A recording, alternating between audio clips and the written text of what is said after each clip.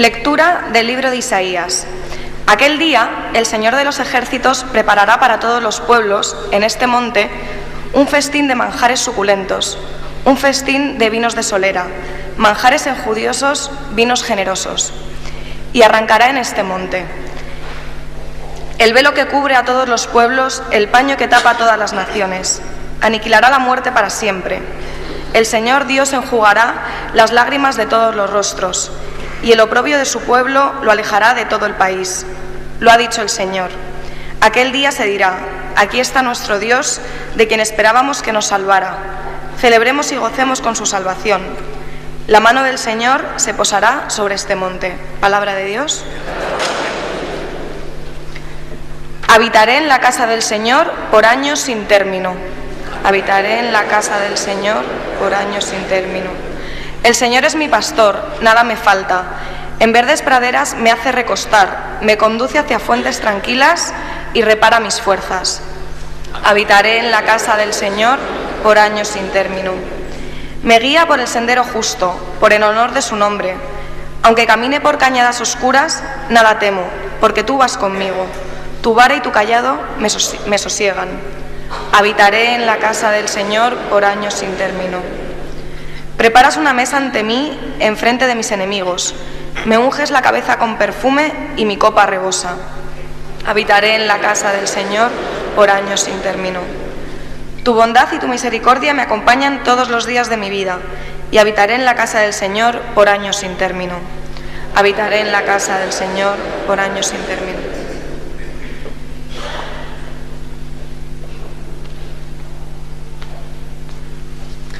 Lectura de la carta del apóstol San Pablo a los filipenses. Hermanos, sé vivir en pobreza y abundancia. Estoy entrenado para todo y en todo, la hartura y el hambre, la abundancia y la privación. Todo lo que puedo en aquel que me conforta. En todo caso, hicisteis bien en compartir mi tribulación. En pago, mi Dios proveerá a todas vuestras necesidades con magnificencia, conforme a su espléndida riqueza en Cristo Jesús. A Dios nuestro Padre, la gloria por los siglos de los siglos. Amén. Palabra de Dios. Palabra de Dios.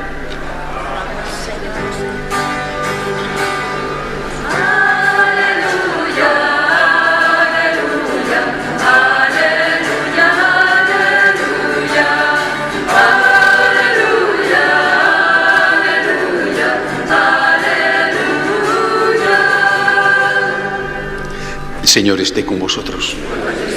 Lectura del Santo Evangelio según San Mateo.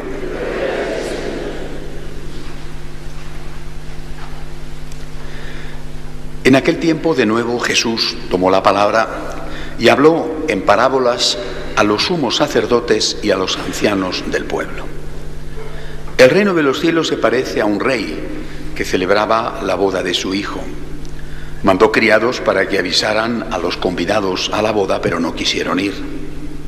Volvió a mandar criados encargándoles que les dijeran: tengo preparado el banquete, he matado terneros y reses cebadas y todo está a punto, venid a la boda. Los convidados no hicieron caso. Uno se marchó a sus tierras, otro a sus negocios. Los demás les echaron mano a los criados y los maltrataron hasta matarlos. El rey montó en cólera, envió sus tropas que acabaron con aquellos asesinos y prendieron fuego a la ciudad, y luego dijo a sus criados: la boda está preparada, pero los convidados no se la merecían. Id ahora a los cruces de los caminos y a todos los que encontréis, convidadlos a la boda. Los criados salieron a los caminos y reunieron a todos los que encontraron, malos y buenos. La sala del banquete se llenó de comensales. Cuando el rey entró a saludar a los comensales, reparó en uno que no llevaba traje de fiesta y le dijo: amigo, ¿cómo has entrado aquí sin vestirte de fiesta? El otro no abrió la boca. Entonces el rey dijo a los camareros: atadlo de pies y manos y arrojadlo fuera a las tinieblas. Allí será el llanto y el rechinar de dientes, porque muchos son los llamados y pocos los escogidos. Palabra del Señor. Como os decía, hoy esta parábola no puede ser de más actualidad, aunque lógicamente siempre es de actualidad. Pero con el debate que se está teniendo en este momento sobre si para comulgar hay que levantar la mano y aceptar comulgar, que se pueda comulgar en pecado mortal, que es el fondo de la cuestión que se está debatiendo, repito, esta parábola no puede ser de más actualidad. Vamos a comenzar explicándola porque es una parábola compleja. En primer lugar, es de las pocas veces, que yo sepa, en que Jesús habla a los grandes y a los grandes religiosos.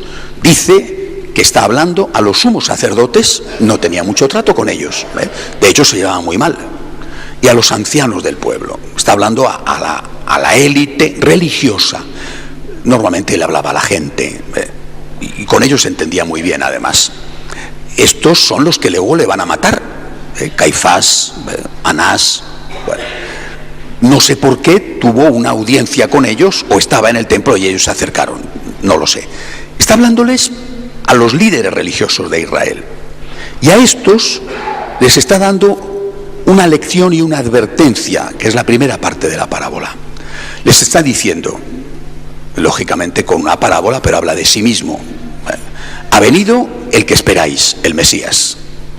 Ya es hora. Lo que lleváis siglos anhelando se ha cumplido. Ya está aquí el Mesías. Estáis invitados a la boda. Estáis invitados a la gran fiesta. Pero si no queréis venir vosotros y ponéis excusas o incluso matáis a los mensajeros, como luego ocurrió, os advierto una cosa: la invitación se os quitará a vosotros y se dará a otros, que no son el pueblo elegido. Esta lección la entendieron perfectamente los sacerdotes, sabían de qué estaba hablando Jesús. Si ellos querían aceptar que él, Jesús, era el Mesías, se lo iban a perder, e iban a ser invitados a la fiesta de la vida y a la fiesta del cielo. Otros, lo que se llamaba en aquel momento los gentiles, es decir, los no judíos, nosotros. Más aún les dice: el rey se enfadará, pagaréis las consecuencias. 40 años después, más o menos, años 70, Jerusalén fue destruida, y el templo arrasado para siempre. Es decir, el Señor advierte y no bromea. Advierte para que tú cambies, para que no ocurra lo que te dice que va a ocurrir si no cambias. Pero si no cambias, eso va a ocurrir. Esta es la primera parte de la parábola, repito, una parábola dirigida en esta primera parte a la crema, a los más importantes líderes religiosos. Avisad al pueblo: ha llegado la hora, he venido yo, el Hijo de Dios. Vamos a cumplir todo lo que estaba prometido. Y si no, pagaréis las consecuencias, y otros vendrán a ocupar vuestro lugar. Primera parte. Sigue diciendo que como aquellos no quisieron, mandó el rey a los criados a que llenaran la fiesta con la gente de la calle. Bueno, y dice una palabra muy interesante. Dice que los criados salieron y convidaron a buenos y malos. No dice que convidaron a ricos y pobres, o a bien vestidos y mal vestidos. Dice explícitamente un término moral, un término ético: buenos y malos. Es decir, todos, buenos y malos, justos y pecadores, si es que hay alguien que no sea pecador, porque excepto la Virgen María, yo creo que todos somos pecadores. Pero bueno, si alguno se cree que no es pecador, allá él. Bueno, todos, buenos y malos, están invitados al encuentro con Jesús. Dicho de otra forma, porque el Señor lo dice en otras ocasiones de otra manera: Él no ha venido para los justos únicamente, Él no ha venido para los sanos únicamente. Jesús insiste en que Él es la divina misericordia y que ha venido a buscar la oveja perdida, que ha venido al que necesita de su ayuda, que es el enfermo, que ha venido en busca del pecador, porque el justo, dice Jesús, pues ya no necesita que nadie cuide de él, el sano no lo necesita. Yo lo que digo es que seguramente nadie es justo y nadie es sano, todos somos pecadores. Cristo dice a todos, absolutamente a todos, ven a la fiesta. Y te invita ¿a qué? A la misa, como expresión litúrgica de la fiesta. A todos. No hay en la Iglesia una selección de personal diciendo los justos y buenos que pasen, los pecadores y los malos que se queden fuera. No. Cristo es la divina misericordia e invita absolutamente a todos a su casa. Invita a todos a seguirle. Invita a todos, por ejemplo, a la oración, a tener una relación personal con Él. Lo dice y lo hizo. Él se fue a casa de Mateo el publicano. Él dejó que María Magdalena bañara sus pies con sus lágrimas y que derramara aquel perfume carísimo. Él no se separaba, no se alejaba de aquellos que eran considerados los malos oficiales, los publicanos, las prostitutas. Reiteradamente dijo e hizo que había venido para salvar a todos y que su oferta era para todos. Y sin embargo después aparece otra cosa en esta parábola. Hasta aquí encaja con un esquema de divina misericordia que es para nosotros una parte esencial de nuestra fe. Y de repente dice que el rey entra en la sala del banquete donde todos han sido invitados, buenos y malos, pero ve a uno sin el traje de fiesta. Dice, oiga, pero si le han invitado, el criado ha ido a la calle, en los cruces de los caminos se ha encontrado con todo el que se movía por allí y ha dicho, vente, venga, vamos, que la carne está preparada, el vino está preparado y a ver qué hacemos con tanto. Y ahora me dice usted que se encuentra aquí con uno que no tiene el traje de fiesta y dice que el rey se enfrenta con él y le dice, ¿por qué no te has preparado para la boda? Pero si me han llamado, si me han dicho que viniera, si me han pillado, quizá venía del campo de trabajar y estaba emporquecido, estaba sucio. Y dice, vale, sí, muy bien, te han llamado, te han traído, pero ahora ya ha llegado la hora, tenías que haberte preparado. O sea, una cosa es la primera invitación, que es para todos, y otra cosa distinta, la plenitud de la invitación. ¿No tienes el traje de fiesta? ¿Y pretendes comer sin el traje de fiesta? Las palabras que dice la parábola son terribles. Dice el rey a sus camareros, atadle de pies y manos y echadle fuera. Y emplea un concepto, unos términos que son los sinónimos del infierno. A la oscuridad donde tiene lugar el llanto y el crujir de dientes. Era la forma de hablar del infierno. ¿Qué significa esta parábola tan extraña? Significa que todos, justos, injustos, pecadores, muy pecadores, requete pecadores, todos somos invitados a estar con Jesús. Ha venido para todos nosotros. Pero luego, a la hora de comulgar, a la hora de comer del festín, sí que te van a poner una condición. No te ponen una condición para estar aquí, no te ponen una condición para rezar, no te ponen una condición para participar de la vida cristiana, pero sí te ponen una condición para la plenitud de esa vida cristiana, la plenitud que es la comunión. ¿Qué condición? El traje de fiesta, o sea, estar en gracia de Dios. Llevamos 2000 años. Vamos a ver, que la historia de la Iglesia no es de ayer, que llevamos 2000 años, basándonos en la palabra de Dios, en las enseñanzas de Jesús. A algunos hoy se les está olvidando que el fundador del cristianismo es Jesucristo. Este pequeño detalle, a algunos se les está olvidando. Es Jesucristo el fundador. Él es el que enseña, Él es el maestro y todos tenemos que atenernos a la palabra, al mensaje del Señor. Pero también a cómo se entendió, cómo se interpretó ese mensaje del Señor. Es lo que llamamos en teología la tradición, que no son costumbres de coros y danzas, sino cómo se ha interpretado la palabra de Dios durante los siglos precedentes desde el origen. Y la palabra de Dios en este punto se ha interpretado siempre, sin excepción, incluidos San Juan Pablo II y Benedicto XVI, diciendo que no se puede comulgar en pecado mortal. A mí me lo enseñaron así de niño, y seguramente que a vosotros también. No se puede comulgar en pecado mortal. Es decir, Cristo viene a salvar a todos. Todos son bienvenidos en la iglesia. Todos. Pero para comulgar, ¿qué es la plenitud? Tienes que estar en gracia de Dios. ¿Cómo consigues esa gracia de Dios? Pues dado que eres un pecador, es decir, somos unos pecadores, está el sacramento de la confesión. Que no puedes acceder al sacramento de la confesión porque estás en una situación habitual de pecado que no te permite hacer un serio propósito de enmienda, pues entonces vives la vida de la iglesia, eres muy bienvenido a la vida de la iglesia. Nadie te tiene que señalar con el dedo, nadie te tiene que marginar ni despreciar, pero no puedes comulgar.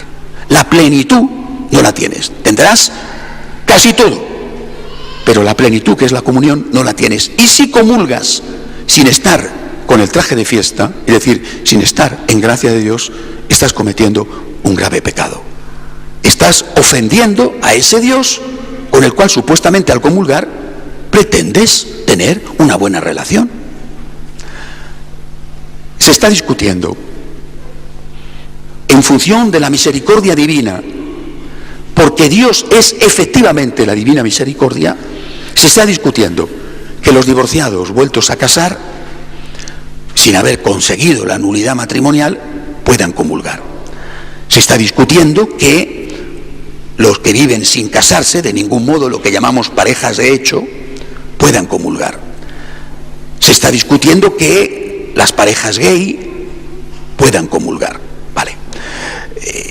Esto, queridos amigos, es algo parecido a lo que ocurrió cuando se empezaban las leyes del aborto. Se abría un resquicio a la puerta y luego ya la puerta estaba abierta definitivamente. Si aceptamos que se pueda comulgar sin estar en gracia de Dios, primero, estamos yendo en contra de las enseñanzas de Jesús y en contra de las enseñanzas de 2000 años de la Iglesia. Primero, esto es terrible, Nunca en la historia de la Iglesia ha ocurrido, nunca, que las enseñanzas de Jesús no hayan sido respetadas. Él es el Señor, Él es el fundador de la Iglesia. Nadie más que Él es el fundador de la Iglesia. Por tanto, si aceptamos que para comulgar se pueda comulgar en pecado mortal, no solamente este caso y el otro, que son los que ahora se debaten, sino el resto. ¿Y por qué este caso sí y este caso no? ¿Y por qué se puede comulgar en adulterio y no se puede comulgar una señora que ha hecho un aborto, pobrecita, en esas circunstancias tan duras? ¿Y por qué no va a poder comulgar el capo de la mafia, al cual no hace mucho el Papa decía que estaba excomulgado? ¿Y por qué no va a poder comulgar el traficante de drogas, sin confesión y sin nada, y sin arrepentimiento, y sin resarcir a las víctimas? ¿Y por qué no va a poder comulgar el corrupto político? ¿Y por qué no va a poder comulgar el que le dé la gana? Esto es lo que nosotros hoy tenemos que entender. Lo que se está jugando es decisivo para el futuro de la Iglesia. Es la devaluación de la Eucaristía en función de un concepto equivocado de divina misericordia. Hay una cosa que olvidamos. Cristo es la divina misericordia, pero Él no dice de sí mismo que sea la divina misericordia. Lo es, pero no lo dice Él. ¿Qué dice Él de sí mismo? Dice en el Evangelio de San Juan: yo soy el camino, la verdad y la vida. Cuando Él habla de sí mismo, habla de la verdad. Por lo tanto, decir que en función de la misericordia la verdad no tiene que ser tenida en cuenta es tremendamente peligroso y nos abre un abismo bajo los pies, porque cualquiera a partir de ese momento podrá decir: la verdad, que es Cristo, es relativa, es subjetiva, es modificable y es adaptable a mi conveniencia, a lo políticamente correcto, a lo que quiere la mayoría, a lo que quiere un grupo de presión. Es muy difícil para nosotros, es muy difícil para mí decir las cosas que estoy diciendo. Y yo confío en que algunos de vosotros me entendáis. Por ejemplo, los que tenéis hijos. Si vuestro hijo, sobre todo si es adolescente, os dice: mamá, papá, quiero pasar la noche fuera de casa con unos amigos, o quiero irme un fin de semana por ahí, y tú le dices: no conozco a tus amigos, no tengo seguridad de qué vas a hacer, tienes 15 años, ¿quién sabe si te vas a emborrachar, si vas a consumir droga? ¿Quién sabe si vas a tener sexo? Mira, lo siento, pero no te dejo. Y tu hijo, tu hija, se enfrenta contigo y te dice: eres un mal padre, eres una mala madre. Si me quisieras, me dejarías. Los padres de mi amigo sí que le dejan. Esos son unos buenos padres. Los padres de mi amigo le dejan hacer lo que quieran, le dan dinero, no le preguntan a qué hora entra o a qué hora sale de casa. Esos son unos buenos padres. Tú te sentirías muy mal seguramente y dirías: ¿cómo me duele que mi hijo no entienda que si le digo que tiene que venir a casa a una hora, que si le digo que tiene que estudiar, que si le digo que no le puedo consentir que esté con la Play a todas horas, o enchufado a la televisión, o con el WhatsApp, que si le digo que no le puedo dejar que beba, como hacen 3/4 partes de los adolescentes españoles, que si le digo que no voy a consentir que tome drogas, no soy un mal padre, sino por el contrario, soy un buen padre. Pero tu hijo adolescente te dice: no me quieres, eres duro, no eres misericordioso, no eres comprensivo. En cambio, mira, el papá o la mamá de mi amigo, ese sí que es un buen padre. Creo que podéis entender lo que sentimos los sacerdotes que decimos: Dios es la divina misericordia. De verdad, eres bienvenido, seas lo que seas, eres bienvenido a esta casa, pero comulgar solamente en gracia de Dios. No porque seamos duros, intransigentes y tengamos deseo, como nos acusan, de poner en las espaldas de vosotros unos pesos insoportables. Al contrario, quisiéramos quitaros todos los pesos, pero es Jesús el que dice: el que quiera seguirme, que cargue con su yugo y que se venga detrás mío. Y dice: lo vamos a compartir. Ven a mí tú que estás cansado y agobiado, yo te aliviaré. El yugo será suave, pero no te puedo quitar el yugo. Una parte lo comparto, te lo hago más suave, pero no te puedo quitar el yugo. Queridos amigos, en este momento tan difícil que vivimos, tan difícil, primero que hay que hacer es rezar muchísimo, rezar muchísimo, rezar, pedir al Espíritu Santo que jamás abandone a su iglesia y tener la esperanza y la certeza de que jamás el Espíritu Santo abandonará a su iglesia, ni va a abandonar al Santo Padre, como no lo ha hecho en los 2000 años de historia que tenemos. Y luego, tener formación y decir: no podemos. Creo en la divina misericordia, pero creo también en la importancia de la verdad. La primera misericordia es decir la verdad.